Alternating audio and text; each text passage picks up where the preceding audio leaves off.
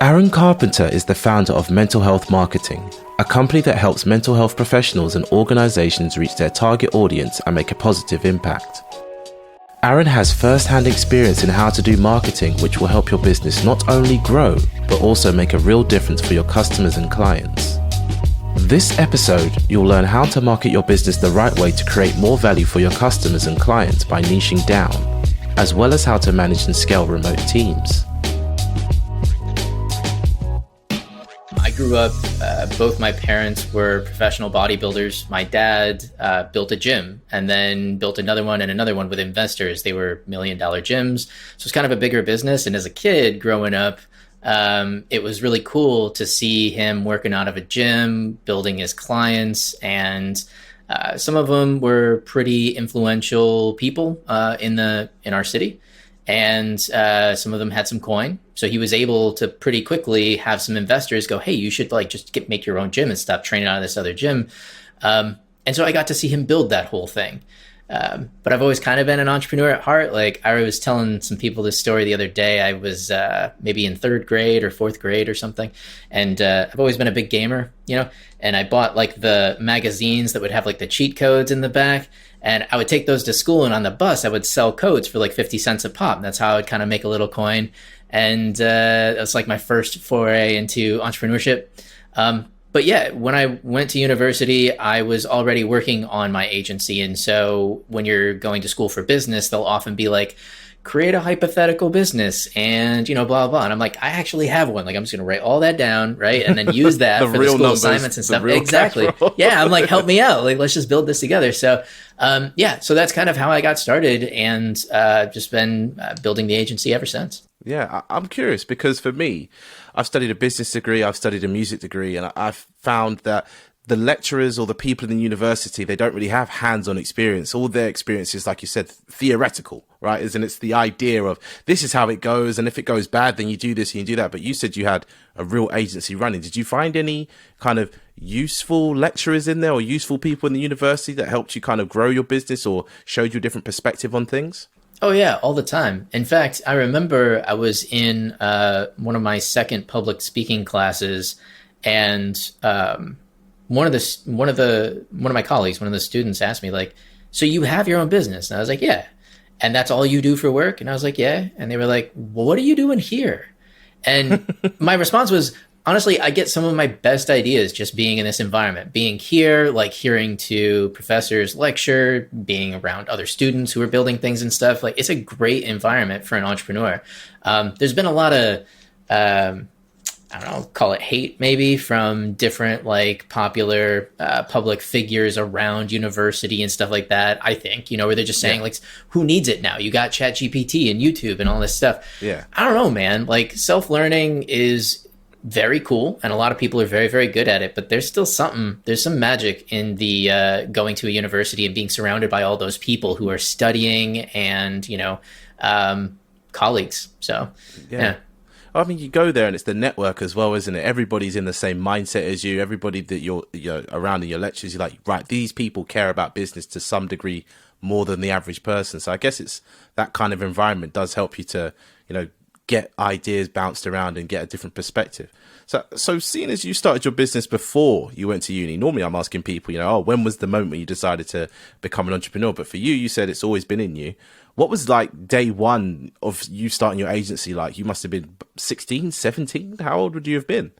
Yeah. I think it was like 23. Oh, okay. And because I studied several different subjects. I didn't go straight into business like on a linear path. I tried to put myself through flight school by serving tables, and that math did not add up. I did not have enough money to do that. I was putting myself through university.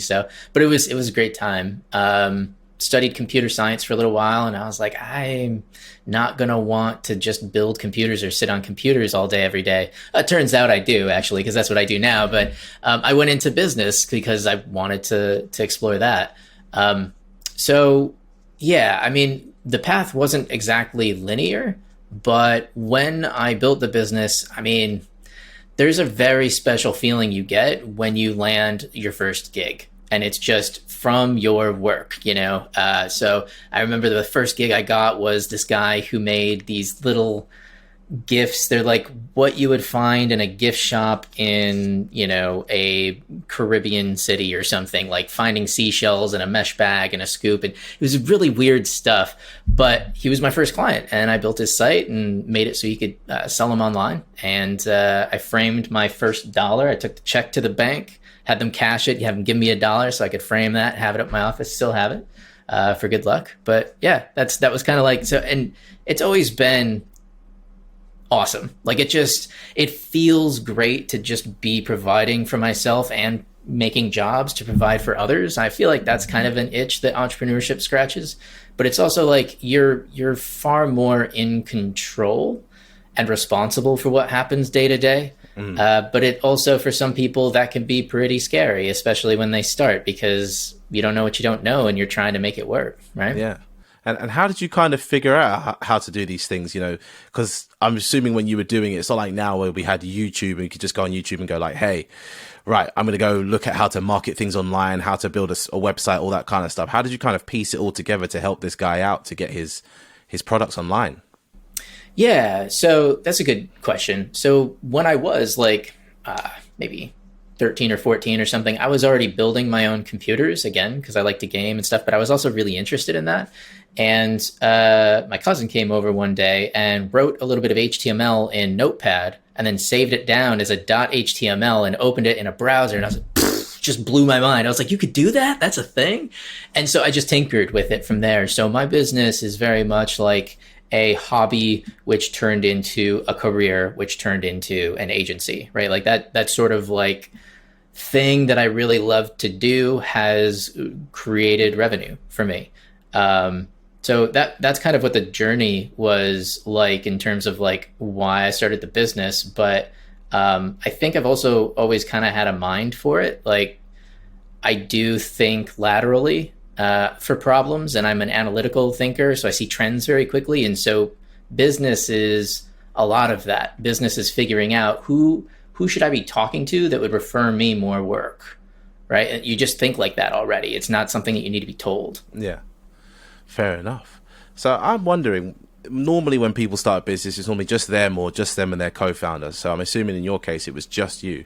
So now I'm assuming you have employees and all that kind of stuff. When did you decide to hire your first employee? Was it because you were just too busy, or you just had too much work coming in? And, what was the first kind of hire that you made to kind of lighten the load for yourself? Yeah, so it was because I was too busy. I really had reached a point where I realized there were only 24 hours in a single day, unfortunately. And so I needed someone else to help me pull what work I was getting into the agency. And so I was concerned that if I hired somebody, that they would be so expensive that I wouldn't be able to afford them. Especially in web development. And so what I did is I sat down and created a spreadsheet. And what I realized was I'm going to be paying them a fair amount of money, but for every hour they free up, I'm going to be able to charge even more money back to the clients. I'm full up on work. And so it actually made it so that we could earn more money. Bottom line was better after the first hire, but I did have to sit down and put the numbers into a spreadsheet, like realistic numbers, and look at it and like plan for what's worst case and does it even work that way? And it did. So then I felt much more comfortable. And then the first hire that I did, I ended up hiring the exact same way for everybody else after that. I teach this now to other agencies too, which is this idea of a work placement exercise. At least that's what I call it. So it's not a unique idea necessarily, but the way I do it kind of is. So the idea is that you would have somebody who wants to work for you complete a set of work, but it isn't actual client work. It's a benchmark exercise that you put together.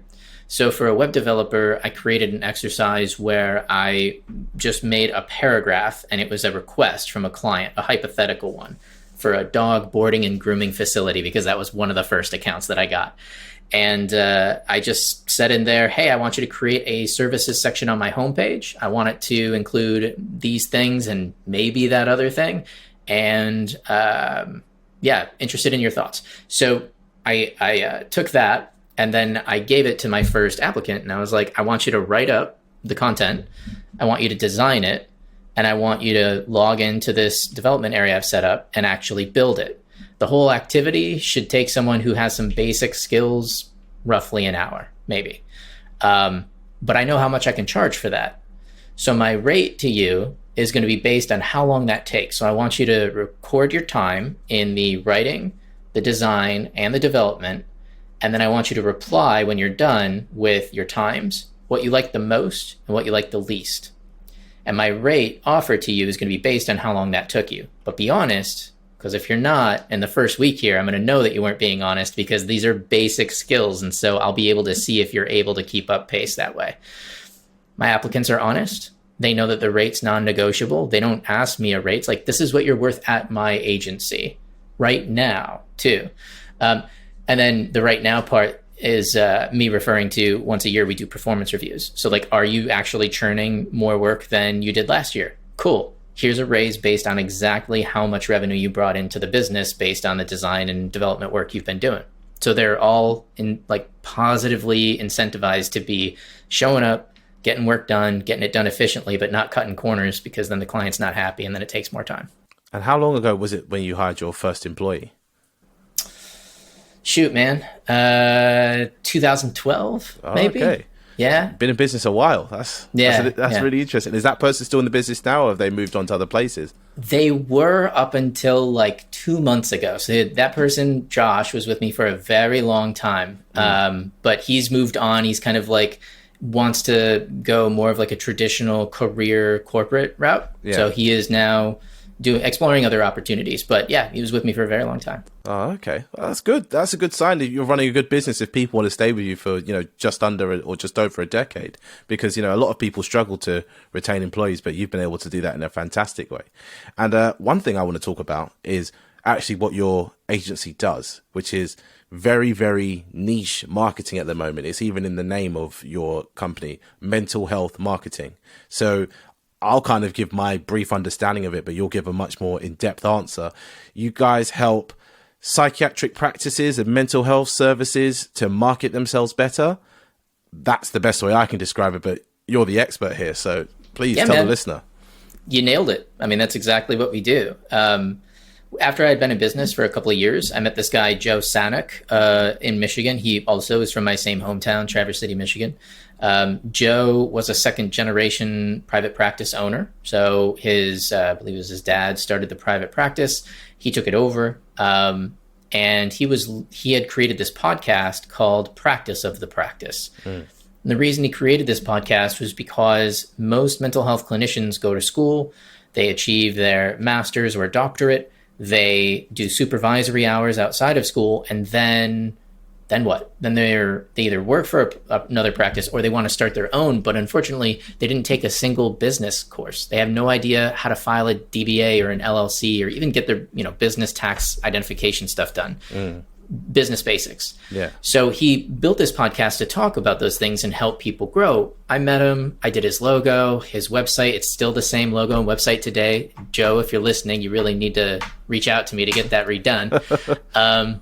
And I started working with mental health clinicians, and there's a real need for it because a lot of them try to do it themselves. But in my experience, most therapists really don't like technology that much. They're more focused on keeping things human. And so that's kind of where we fit in. I've been working with them for roughly 10 years now, and mental health marketing is the specialized service that simply focuses on mental health professionals.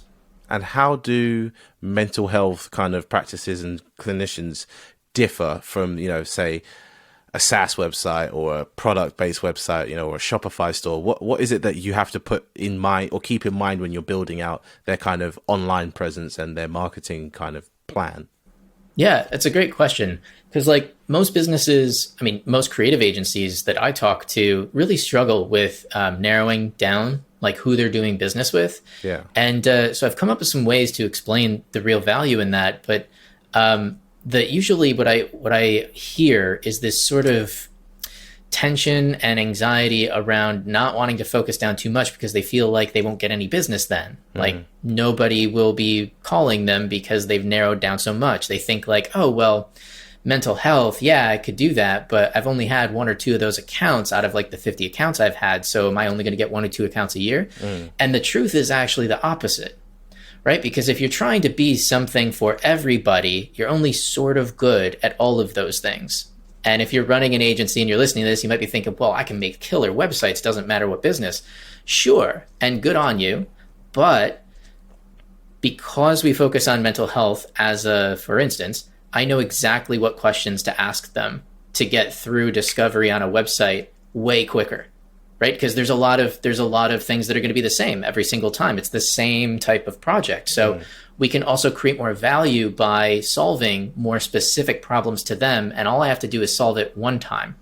It's not a different project where I have to relearn a whole different industry and figure out what their problems are and then create those solutions within the website.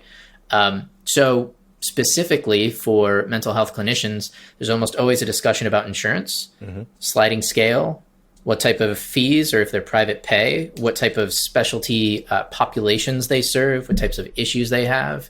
And then beyond all of that, because I work in that industry so much as a vendor and a service provider, I know what's going on in their industry. So I can talk with them about, as a group practice, it's real tough hanging on to therapists because there's such a demand for mental health right now that all your clinicians are wanting to strike out on their own. I'm talking to those people too. Like I hear those conversations every day, right? So I know what's going on with you, group private practice owner, right? And so here are some strategies that I thought of to help retain talent, to help keep them in-house, right? And so it makes it way easier to work because you know what's happening and you have already solved most of the problems. And it allows you to charge more money because you are an industry expert for them. They do get higher quality work out of you because you specialize in their industry. Yeah. And even though your agency is really kind of niche focused, there's still, those core principles that apply to everybody. So I'm wondering, do you build kind of lead magnets and sales funnels for these people as well at the same time as building their website? Like, I'm curious about, kind of what parts of the marketing process you help them with. Yeah, I mean, the main thing we focus on is the business building. So we have something called the Private Practice Planner, which is a great big old guide that we created from, if you want to start a private practice, these are the first steps you need to do. Here's what you should consider when you're choosing an office, all the way up to a group, multiple location group private practice, where there's this cycle. Again, this is a benefit of niching down into a specific industry. There is a cycle in this particular industry where a group practice, which is where most of them are trying to build to, is they get office space, then they need to fill the offices with therapists, then they need to fill the therapist caseload, then they need more office space. And there's this sort of flywheel effect, right? Office, then therapist, then caseload. And so their priorities shift in that cycle throughout any given year, depending on how their business is growing. On top of that, there's a bit of a cycle where during the colder winter months in the United States, people tend to get a little bit more depressed. And so they tend to reach out to therapists more often. During the bright summery days, it's kind of less in demand. So there's this dynamic that you start to understand. And as a service provider to that industry, you can start to plan your business around that as well. Anticipate when business is going to get busier and develop solutions for your clients that are experiencing those dynamics. And I really just thought of this just now, but your dad was a business owner and he had, like a location-based investment kind of backed business. You're an agency owner, but you're helping people with location-based, customer-focused businesses as well. And a gym is a similar thing. And I'm wondering, for you, how much of that do you think you kind of subconsciously picked up from your dad about how to kind of run and operate a business from watching him do it growing up? Yeah, I mean, quite a lot. I attribute a lot of my business sense from my childhood and growing up, seeing a business get built around me. Yeah. But there's also, it's really all kind of knitted together now with experience at other businesses after that, and some startups, experiences at the university, and then experiences that I've had in my own business. So there's just kind of like this large library of information that I guess I have to draw off of whenever I'm making a decision about what a good direction is like. Yeah, I think that's the best way I could put that. Yeah, and I guess, good directions are, great when they happen consistently, but there's sometimes where things might go a bit wrong. I wonder if you could give me an example of a time where things went not so well for you. Maybe you made like a wrong call with a client, or you kind of did something a bit wrong, or you had to fire somebody, and like, how did you overcome that? Yeah, I would say the time that comes to mind that I feel like is most shareable and relatable would be I started my agency in Michigan, in Traverse City, Michigan, my hometown, and eventually I made the decision to move from there to Charleston, South Carolina, where I'm talking to you now. And main reason was like weather and tech scene. Like the tech scene was not great in Traverse City at the time. It's gotten better. Here it was way, way better. So we moved down here, and the problem was that I thought I could manage my team easily remotely, because lots of agencies do that. And the issue that I ran into was that that is a doable thing, but that my team was used to me as the boss being in the office, being a source of inspiration, being able to hold them accountable of coming in and attendance and that sort of a thing, and being on time. And so that started to erode after the first like 6 months or so of being away. And I had to let several people go because they just were not contributing to the business anymore. And I had to do it over Zoom. And for me, that was like, ugh. Killer. I almost wanted to fly up there to do it in person, because that's how I like to do business, right? But I mean, it wasn't time to do that. Decision had to be made. And I was really wrestling with it for a little while, and I talked with a colleague of mine who happens to run a successful law firm in the same town in IP law. And he was like, look, man, you got to think about it like, who are your stakeholders? There's you, but there's, and your team, but there's also your clients, like your other clients. Are they benefiting from you not making this decision? Right? And I was like, nah, they would be better off if I made this decision. He's like, well, then you got to do it. You just think about like the whole, and not just, I didn't want to let these people go. They got lives and families and things like that. But at the end of the day, it's business, so you got to get it done. Yeah. And I'm curious for you. You thought that managing a remote team would be kind of, a little bit different, but, not as hard. But what was it that changed apart from you being there and making people accountable? Was there different ways you had to communicate? Was it a bit hard to have a grip on, what was going on in the business? I attribute that problem, I just call it a problem, but I attribute that shift in dynamic mainly due to the fact that the management style changed, because I used to be there and now I'm not. And so all of the behaviors around that were attributable to me not being at the office. Like I couldn't rightly explain any of those things had I stayed there. I wouldn't have expected those things to continue, like to have started to happen and evolve the way that they did.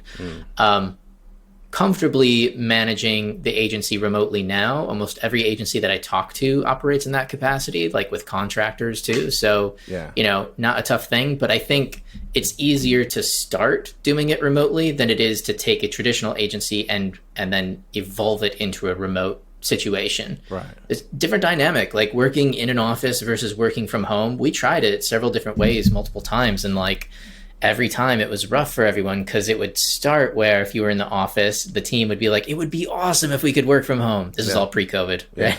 So it would be awesome if we could work from home. And then you do that, and then suddenly you find they have motivational issues and they're very distracted because they're at home. Yeah. And then they're like, I miss being in the office and the office culture. Then you bring them back in there and they're like, but it would be great if I could work from home. And you're like, all right, guys, make up your mind. Yeah. It's hard to kind of manage an employee. And I found out quite recently from somebody who's like I guess they're world renowned, I don't know, but a very big person in the kind of people management or thought leader space around this kind of thinking, is that you don't manage people, you manage things and processes. We said if you try to manage people, it would always kind of lead to problems because they feel like you're interfering in their life as opposed to helping them with their work type thing, if that makes any sense. I think that's spot on. Yeah. In fact, most of the systems that I have set up, like my incentive-based pay based on performance, is all set up to where it's like, all right, you do your work whenever you, like for my contractors, do your work whenever you want to, whatever hours, I don't care. Just don't do client communications between like outside of 9 to 5.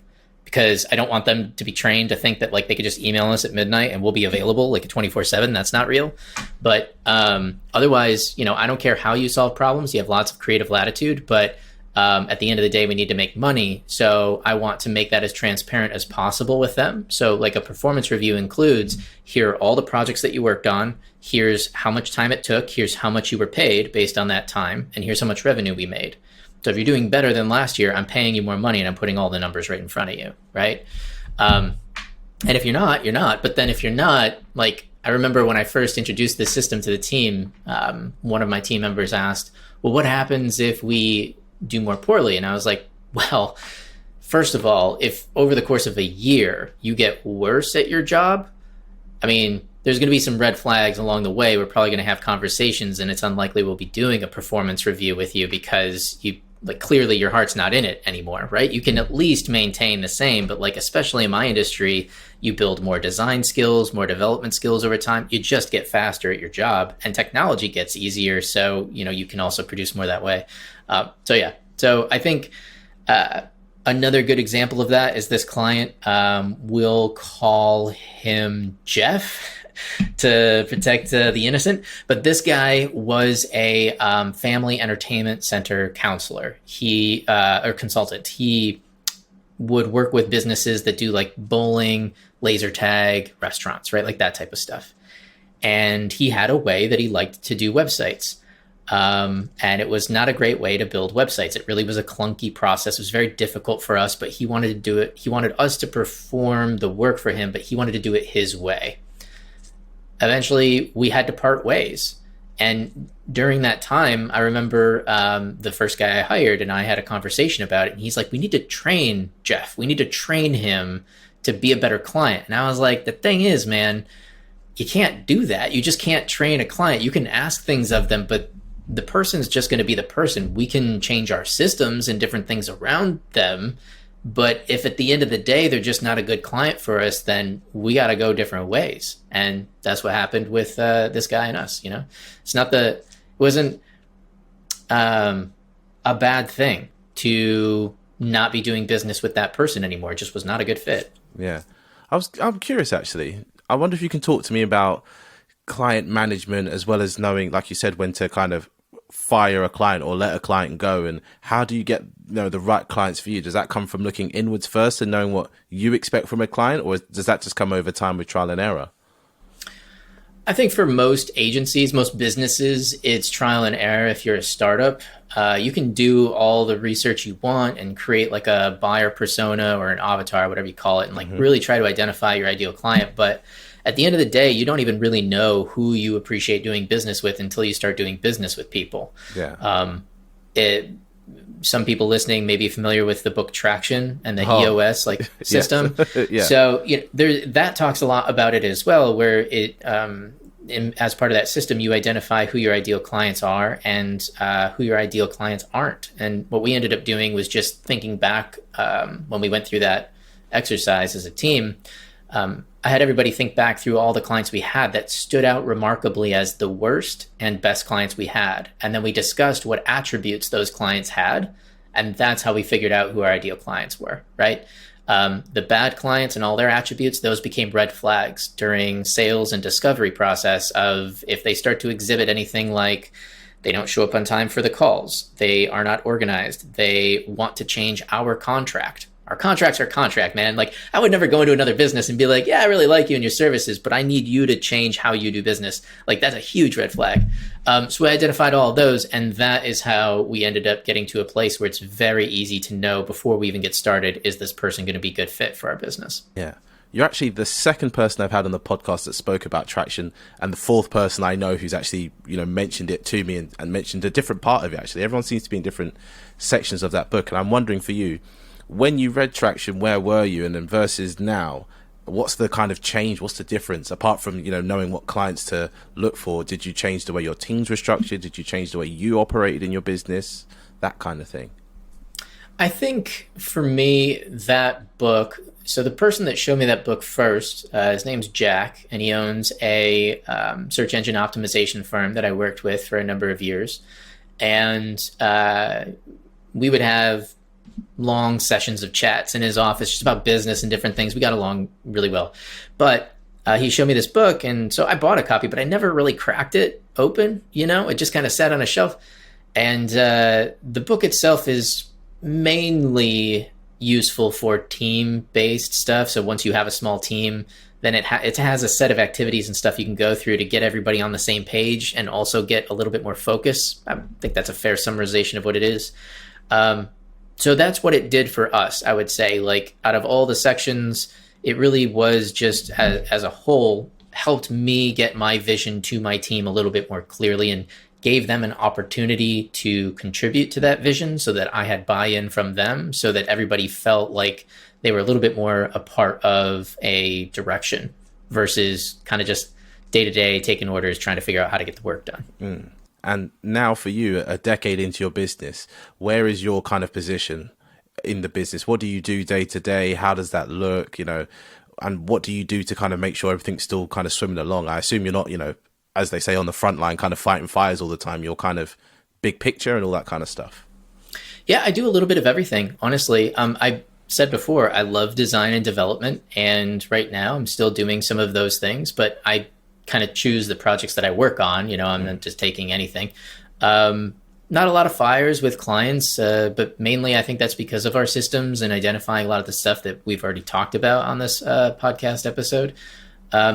I also do some coaching and consulting through DigitalOcean to other creative agencies all over the world. So kind of taken my experiences, and I really like this business, man. Like, I like talking about it and working with other people on it. And so I take that expertise over there and just stay really in touch with other businesses that are getting started. We roundtable problems that they're having in like group calls or on one-on-ones where I'm mentoring them directly. So that's what a typical week looks like for me. And what are some of the common problems that people come across in DigitalOcean? Because there's always something that most kind of people are, tired of answering, but they realize that this is something that everyone needs help with, type thing. I mean, the main thing is sort of what we're talking about today. Most agencies really struggle by being what I would call a generalist agency. You're trying to be something for everybody. And especially in this line of business, it is crucial to pick a specific market, because if you don't, what happens is you take a project. And I mean, when you start a business, you kind of have to take whatever projects you can get your hands on. That's just a fair point. But eventually you get to a point where you've hit a ceiling and your revenue is not increasing month to month. And it's because you do a project, it closes, they're done. Maybe you do some retainer work or something, but the bulk of the work is completed. And now you got to go hunt another one down. And you do that over and over again. And the messages, when you're creating them, like for advertising or conversations even, it feels kind of vague because you don't really know how to talk to that manufacturing plant that does millions a year versus the mom and pop restaurant down the road that also wants to do work with you. Like, they're two very different conversations. So the main thing is just my advice to any other agency, but definitely any business, pick a vertical, like pick a specific population or problem you're trying to solve and get really, really good at that thing. Ideally, you have some interest in it as well. So when I work with agencies, for instance, who haven't done this, what I'll do is I'll pull up a tool. It's a simple spreadsheet. Anyone can just do this, where I have multiple columns in it for do you understand their problem? Rank it on a scale of 1 to 10, this particular group that you have like in the far left column. So list all the groups in the far left column, and then do you understand their problems? Do they have coin? Like, do they actually have money to buy your services? What's your expertise in that industry, which is not the same as understanding their problems, right? Like, their marketing problems or whatever problem your business is solving is different than how much do you actually know about the market and the industry. Can you talk the talk? If someone gave you a slip of paper at a conference and said, hey, you can get on stage for 30 minutes and talk about some subjects around this industry, can you do that? That would be a 9 or a 10 out of 10. And then what's the opportunity? So what's the market looking like? Is it going up or down? So in the United States, 2 years ago, real estate was on fire. Now it's like cooled off because of interest rates getting adjusted and everything. So you analyze those things and you figure out, oh, this is the niche. This is the spot for me. And you get started there. Then it becomes easier with your messaging and everything, because I'm out here, instead of saying, Hey, my name's Aaron Carpenter with Legendary Lion. Get your lion's share of the web. That's my original agency's name and slogan. Hey, do you guys know anybody who needs website work? Send them my way. Versus, hey, my name's Aaron Carpenter with Mental Health Marketing. We help mental professionals around the world grow their private practice from startup to group multiple location. We help people who help people. Yeah. That's self-selecting clients right there. They hear what they need to hear. They go, oh, that's not me. And then for the right person, they go, oh my gosh, I need to work with this guy. I haven't had anybody say that exact, sentence there, that exact tagline that's applying straight to me type thing.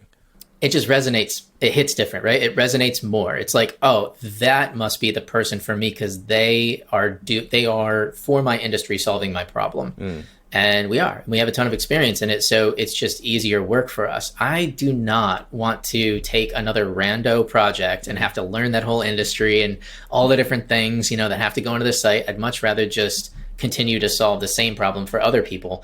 And the really interesting point there that most agencies at least, but maybe many businesses miss, is that when you do that, you can charge more money because you are a specialist, but it scales.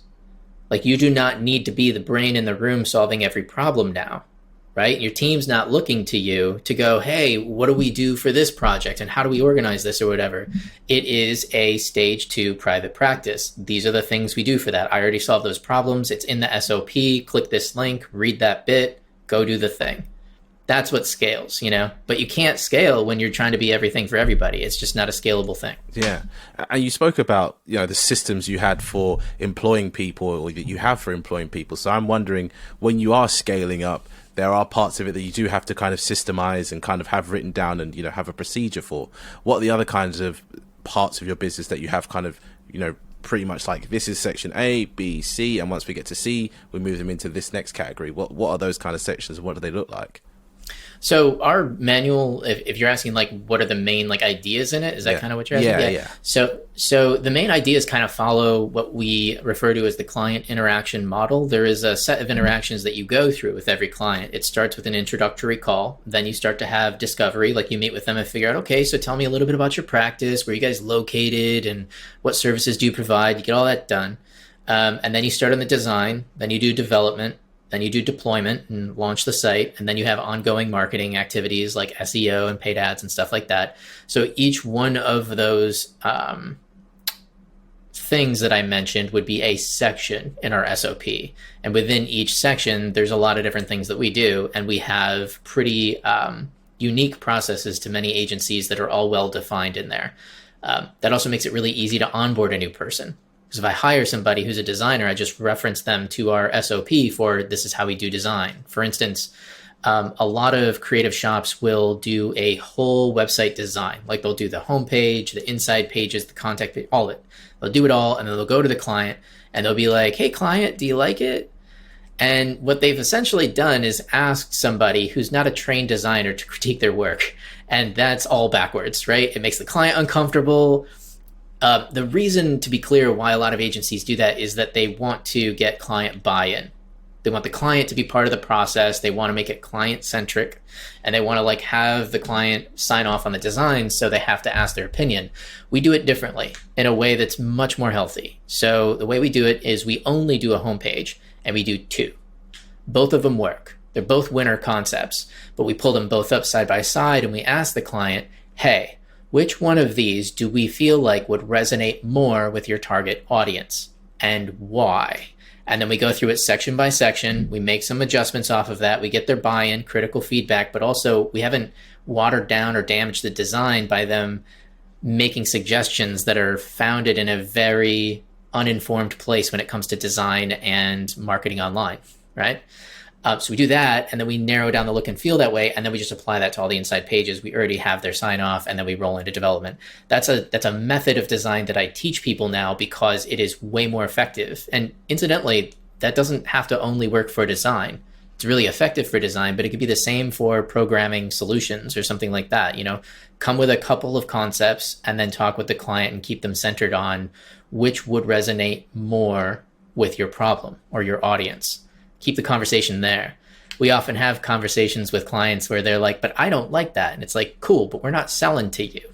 So let's talk about the audience again, right? Like you're going to like it at the end because, you're in control of this project too, but like, what is your audience going to like? Yeah. I mean, Aaron, throughout this whole podcast, you've been dropping absolute gems, and it's got me thinking about you're teaching people now and, in your business, so many different things. Where do you do your learning? Where do you find out all these little gems and bits of information that you're dropping now? Is it books, podcasts? Is it all just through experience?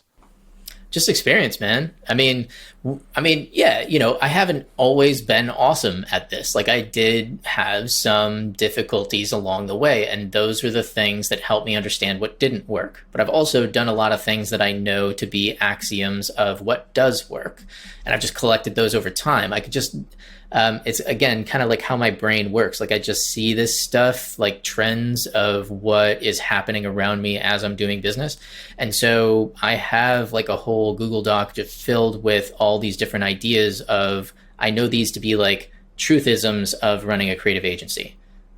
Or things to be mindful of when running a creative agency. And I just brain dump them there and reference them, when I'm talking with other agencies and stuff, because it's part of working in a space for over 10 years. You start to really understand how that space works. Yeah.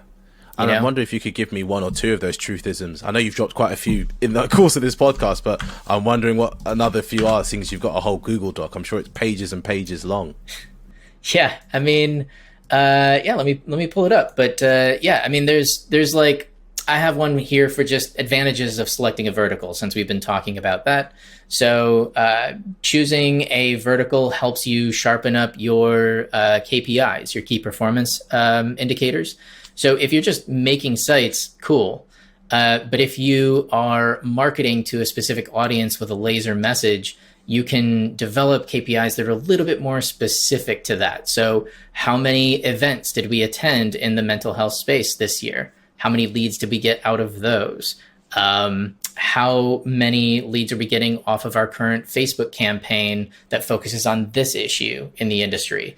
Everything just gets a little bit more well-defined, and so it becomes easier to set goals. You also can create like goals around how many projects you have to sell a lot more clearly, or how many units, depending on which business you run, because you have set packages and rates. You're not custom quoting everything like a generalist agency would, right? Like, oh, this website's going to be $5,500, and that's because of all of the things that we talked about. You're like, no. Our package for what you need is $5,500. Here's what's included, and here's why all of those things are really important to you. Right. And I sell that same thing to everybody at your stage of business, because it's exactly what you need to grow. Yeah.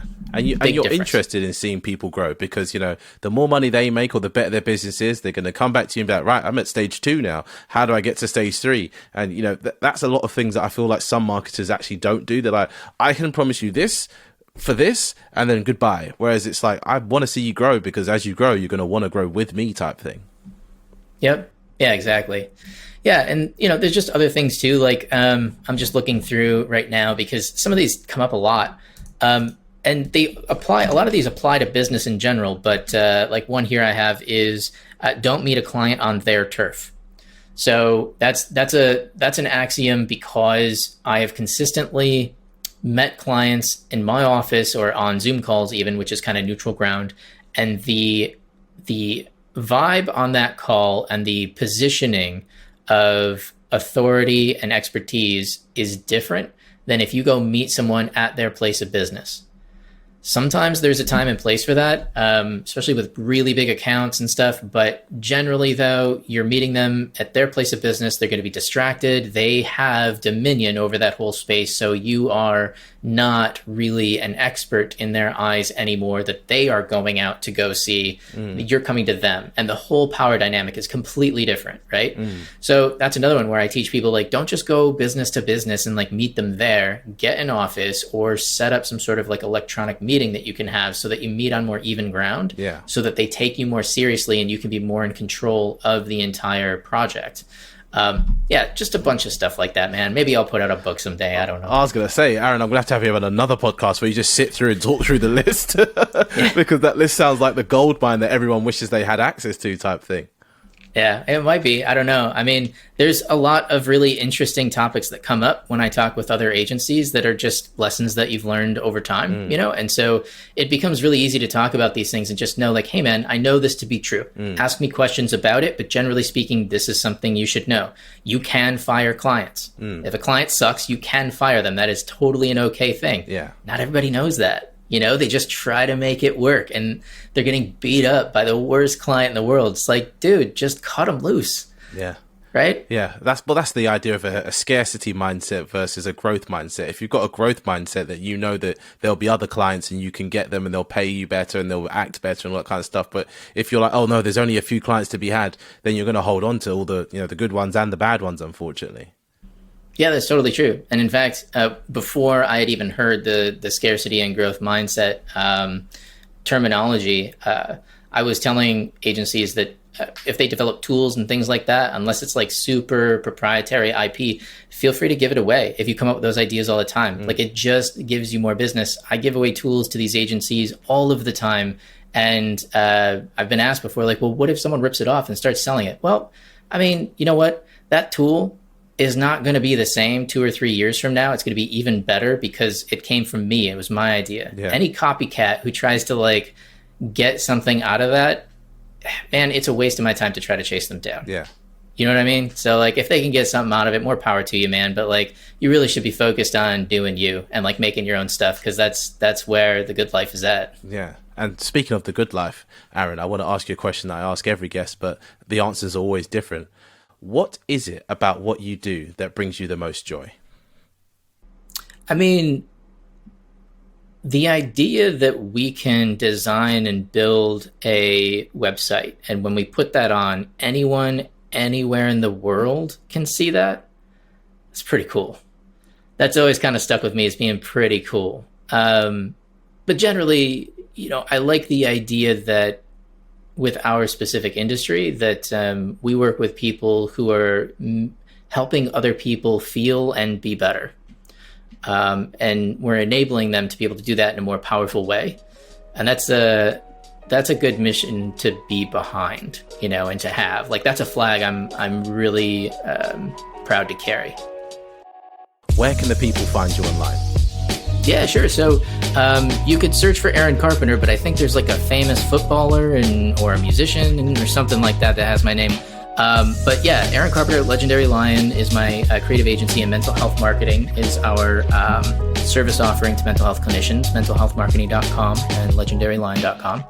And that's where I live. I'm going to be releasing videos that are focused on these business topics specifically to therapists too, so that they can actually like hear me talk on a specific subject similar to the axioms I was talking about. So that's where you could find me. Thank you for listening to People Explained. New episodes come out every Monday. We would appreciate it if you gave us a review on Apple Podcasts and shared this episode with a friend.